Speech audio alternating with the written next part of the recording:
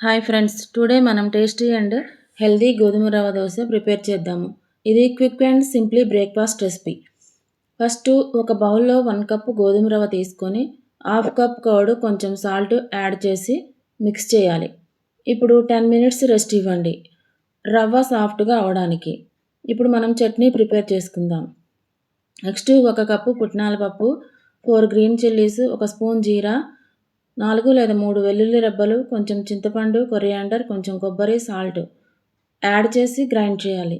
ఇప్పుడు పోపు పెడితే చట్నీ రెడీ అవుతుంది. ఆఫ్టర్ రెస్టింగ్ రవ్వను గ్రైండ్ చేసిన తర్వాత తవా హీట్ చేసి కొంచెం ఆయిల్ అప్లై చేయండి. ఒక లేడల్ బ్యాటర్ పోర్ చేసి దోశలాగా స్ప్రెడ్ చేయాలి. కొంచెం చుట్టూ ఆయిల్ వేసి మీడియం ఫ్లేమ్లో గోల్డెన్ అండ్ సాఫ్ట్గా అయ్యే వరకు కుక్ చేయాలి. తర్వాత ఫ్లిప్ చేసి ఇంకో సైడ్ 1 నిమిషం కుక్ చేయండి. అంతే, మన హాట్ గోధుమ రవ్వ దోశ రెడీ. చట్నీతో సర్వ్ చేసి ఎంజాయ్ చేయండి.